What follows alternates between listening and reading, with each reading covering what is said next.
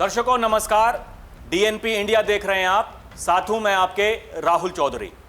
बात करेंगे उत्तर प्रदेश के मुख्यमंत्री योगी आदित्यनाथ की और उनके जीवन से जुड़े एक रोचक किस्से की।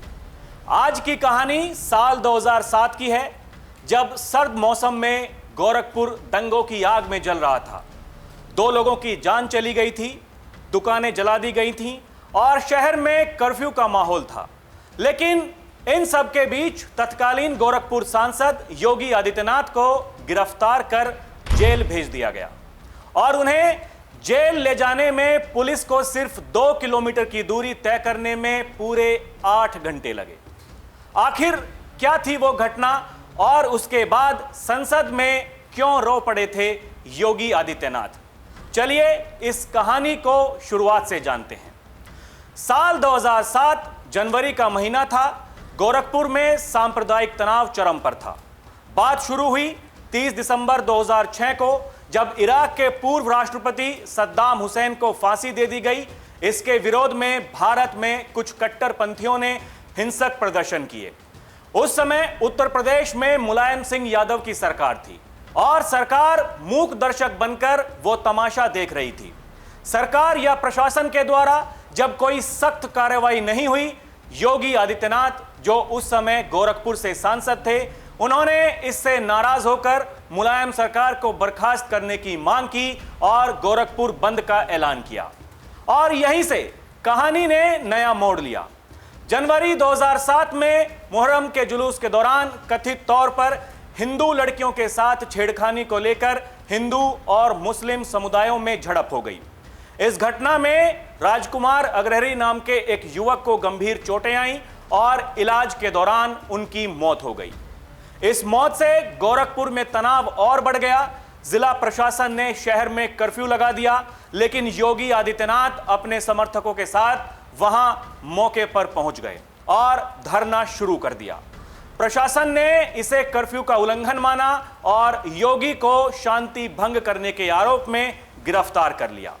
लेकिन पुलिस की गाड़ी जैसे ही मंदिर से निकली, पूरी सड़क योगी के समर्थकों से भर गई।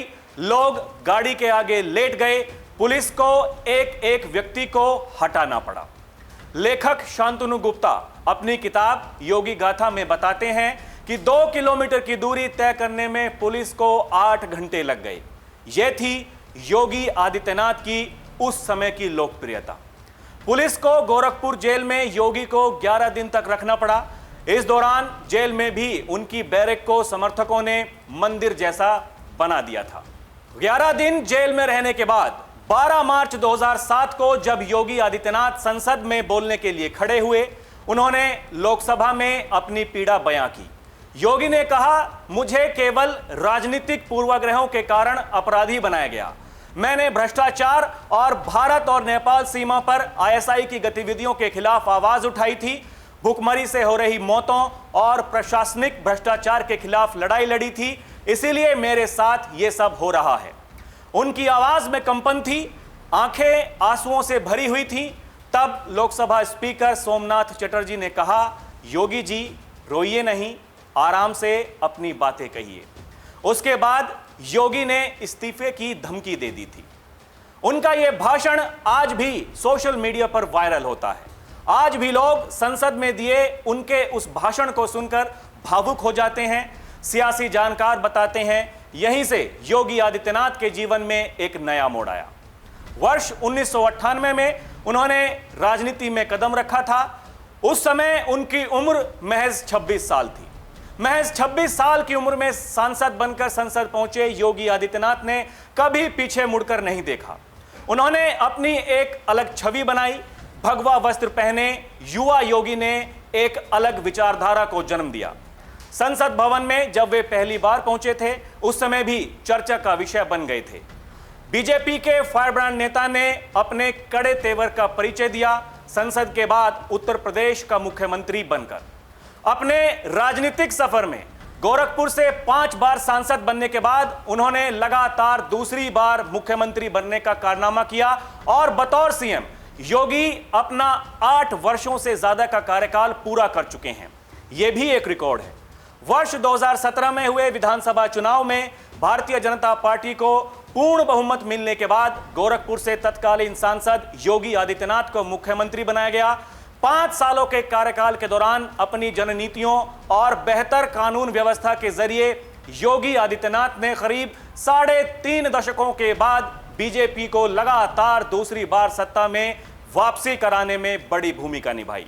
और अब योगी कहते हैं, जनता जनार्दन का आशीर्वाद हमारे साथ है, यही हमारी सबसे बड़ी उपलब्धि है, इसीलिए 2027 के विधानसभा चुनाव में भी हम ही जीतेंगे और सरकार बनाएंगे। एक सांसद से लेकर उत्तर प्रदेश के मुख्यमंत्री तक का उनका सफर प्रेरणादायक है।